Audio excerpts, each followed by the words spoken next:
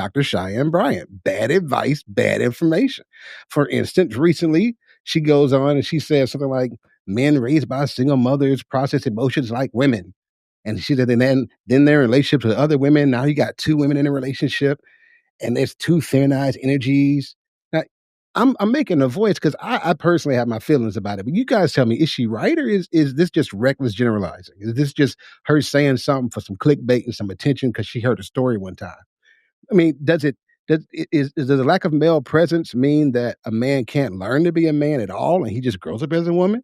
Or is this just a dig at single moms and trying to get them like to bite back at her? Or is she calling out, or is she really calling out a need for a two-parent household? She said it in a larger context. Let me give the context. She said it in the sense of her looking at people she would date and their background. She was saying that what some people may say is a more emotionally in tune man who's been raised by his mom or a female is now a more feminine man because he is voicing those emotions and he is giving voice to that. What do you guys, is she picking a fight where there is none or does she have a point? Let's not all jump in there at the same time. Well, I was going to defer to one of the men first, simply because if she's talking about men, and I was going to come in, but I don't mind going first. I have no problem with that. I'll do the first thing, girl. Let me not defer that thing, girl. Let me go ahead. She's a woman. Do you agree with her?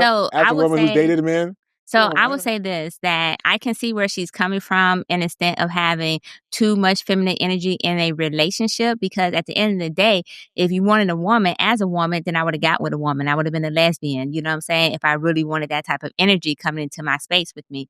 But at the same time, I actually took offense to what she was saying as well, because to me, it felt like she was basically taking a dig at single mothers in her own little way. Even though she called herself calling out men, she was actually taking a dig on the parenting style of single mothers. And so I kind of was like, so is she trying to say emotional expression is a form of weakness now? And if that's the case, then why do dudes throw full temper tantrums when a woman says no? Is that part of that then emotionally weak because they was raised by a single parent, a single mother to be precise? Whereas we already know that children who are raised in two-parent homes can have that same emotional state as well. They can be just as emotional. I think that the narrative that men raised by women is weak when we talk about them being too emotional, too feminine, and so forth, especially as we continue to recognize that this gender fluidity, as I like to call it, I think that we actually undermine men and their ability to process emotions when we say, oh, you're too emotional, because at the end of the day, we can't say we want men to express themselves and then get mad when they do, right? It just seems counterintuitive to me to have this type of argument.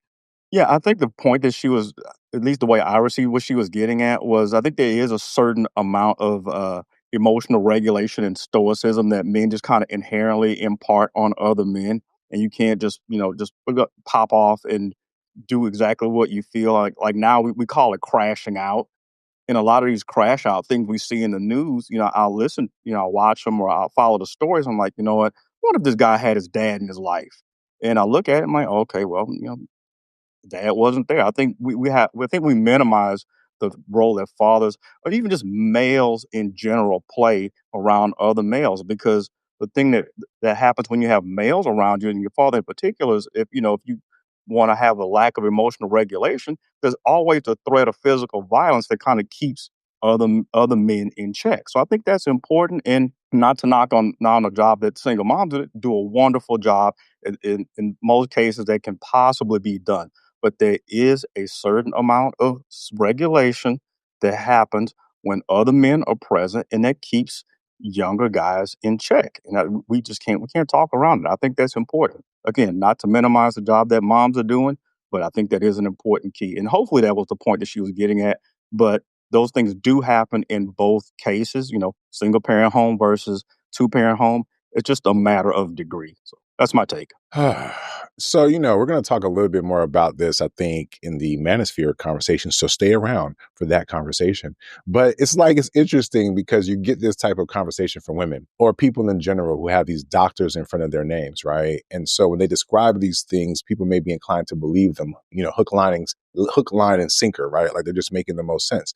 And what's dangerous about this type of conversation is that there's a lot of truth in what she's saying, right? So statistically, you can bear out that there's certain outcomes of kids, certain outcomes of like what happens in their lives based off of the household structure, right? That doesn't totally account for the nuance when you talk about having two parents, but and what complicates it to even be able to say that as eloquently as Delvin did is that there's human beings who feel attacked to say that, right? Like, hey, yes, maybe because you were in this circumstance, it may affect your child, your male child this way, which is why it's probably then even more important for women who are in those situations to find males or men around them or have strong, like a village, as they say, right, to help support you, put them in sports. You try to do the best that you can so that they do have some level of male energy in their lives, because I think most of us would agree that if you can have two people in the home and two energies that are healthy enough to raise a child, that's the best outcome for the most part, right?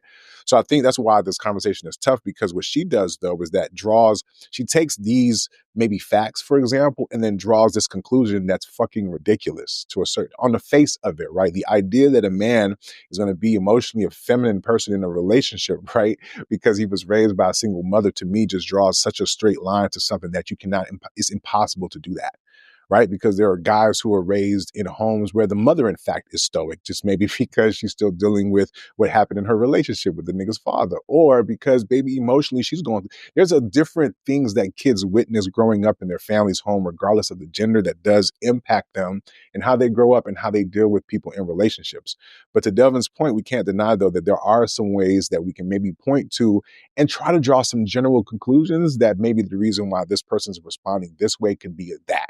Right. So I think that's in line. But when you draw that straight line to try to define two people in a relationship and correlate it strictly to the fact that they was raised in a single parent home, I think that's the level of bullshit that we got to push back on a little bit. Because in these discussions is a very fine line in terms of exploratory conversations, us giving our opinions. But like, for example, I don't have a doctor in front of my name. But when somebody like Dr. Cheyenne Bryant, who may be adept at whatever area or field that she's in, but continues to expose herself as somebody who's maybe not adept, or maybe she is in terms of making the money, right? Because maybe it's not really about helping people. It's about sound bites or saying things that will solely get people riled up and then not be able to provide something more than just, look at me because I'm not doing it, you know what I mean? Versus like real solutions. So I think that's the heart of it, but there's a lot of truth in that. We just got to be honest about that. And it happens, you know what I mean? But the question becomes, what do we do to change it?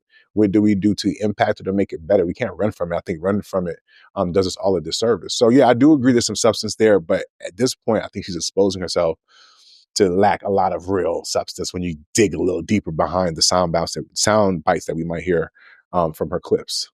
So, I'm sorry. I just wanted to jump in really quickly and say this. So that was part of the thing that I was leading to, is that I feel that I'm actually disappointed in her because she took something and she made it, because she seemed to come off as pro-female, very feminine in nature and so forth.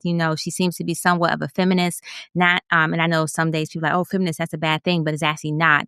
And for her to express, like, to make this statement, to me, it seemed like she basically made it seem like femininity itself was the emotion is tied to femininity itself, therefore is negative because it shows up in a male.